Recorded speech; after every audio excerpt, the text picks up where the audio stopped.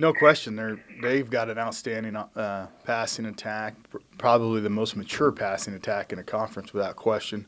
Nick Foles is a veteran player, and they've got outstanding receivers, and they have enough running game. They've got great speed at tailback to keep you honest. So right now, nobody in this conference throws the ball as well as Arizona. Absolutely, they've got they probably have the best pass rush, or definitely one of the best pass rushes in this conference. They're very veteran. They got three senior defensive ends that play a lot. Their best D tackle is a senior. They've got 4 seniors that rotate in that front that are outstanding and been doing this a long time.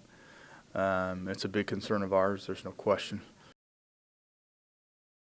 Well, we have we've taken some big steps in all of our Pac-10 football games on offense, and part of that, that's on the first 3 games. We didn't open things up as much as we have since the Pac-10 started, and that's really more of on me than anything.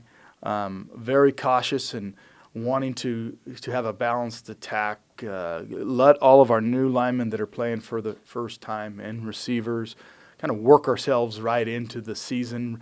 We don't want to throw all these guys that are playing for the first time to the wolves, and we just wanted to bring them along slowly. And we felt after 3 games of playing, gaining experience, gaining a little confidence that I can do those things, we could start opening the offense up, and those offensive linemen could protect a little better, and start demanding a little bit more out of Jeff and the receivers, and we did that. And could we have done that from game 1? I'm not so sure. I just know that there was a progression I felt we needed to take to develop because of our inexperience and our youth. And this is a building and a progression and evolving situation. And there are steps that you have to go through to evolve. And I believe we've done that on offense in particular. Defensively, I think that we struggled early at times. We had a few health issues in our defensive front and in at linebacker. We've had to make some personnel moves. We've played a lot of freshmen. I think, 6 of our 8 players in our 2 deep in our secondary are freshmen. At linebacker, over half are freshmen or more. And they're playing, and they're getting better. We've had to move some bodies around. We've had to get more speed on the football field. As we've done that, it's become very evident that we're better. And so it's a team that's evolving. Our special teams, the same thing. We've got a lot of guys. We had 8 freshmen on our kickoff team, and 8. They're just evolving. And they're getting better, and we knew that would be the case. And I said that all along, that this team could get better and better as the season goes along. I said that at the beginning, and it's what's happening. Now, with that being said, we are still razor thin in all of our positions in terms of depth. And so if you take too many injuries at the wrong time, at the wrong position, that could hinder our growth. And we've got a hell of a stretch. We're the only team that has 11 straight games with no bye. The combination is a little dicey, but it is, it's where we're at, and we're going to keep fighting and competing.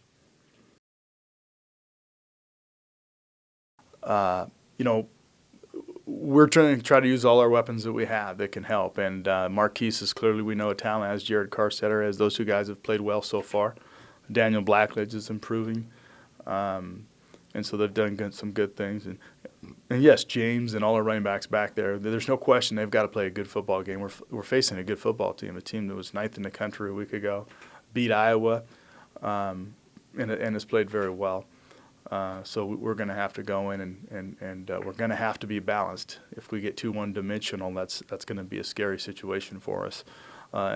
And so we've got to depend on our receivers and running backs without question if we're going to give ourselves a chance to win the ball game. Yeah, I think you credit to a lot of things, because a lot of things have to go right. And his receivers are getting better. Marquise is helping, but all the other receivers are improving. I think Coach Sturdy is doing a great job developing a 19-year-old quarterback, bringing him along at the right pace. Jeff's worked very hard. Our offensive line is performing more consistent than they have. That's helping, so there's a lot of things that go involved, but they're all of those are improving, which has allowed Jeff as well to improve his performance. He has a little bit of a cartilage issue, a lot of swelling, a partially torn ACL. There is swelling. He's still deciding on what method we're going to approach this thing, whether we do a partial scope to clean out what is in there and then the rehab it back, or we don't and we just rehab it back. I do believe, and it's just me talking, but I think we might be leaning towards rehabbing it, get the swelling out of there. I do think it still feels stable and that he could come back and try to play. The question is how long that would take for him to come back at an effective level. It could be anywhere from 3 to 4 weeks. So we're going to kind of play that one by ear, but nothing in terms of what direction exactly how we're going to go with the treatment plan is set, I believe, just yet. Again, it depends how he's running, how things are going in the game, how he practices this week, and the consistency level of execution.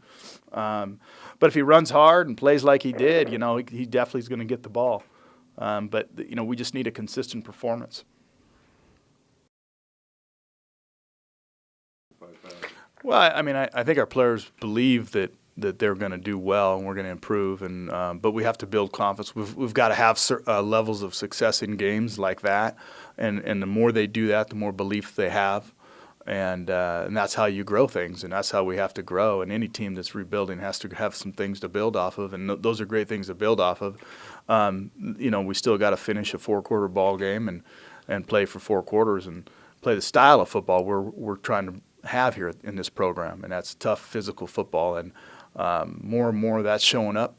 I believe that Washington State is meant to be tough, is meant to be physical, and so the best way to do that is to have confidence, to be big and strong, and we're heading in that direction.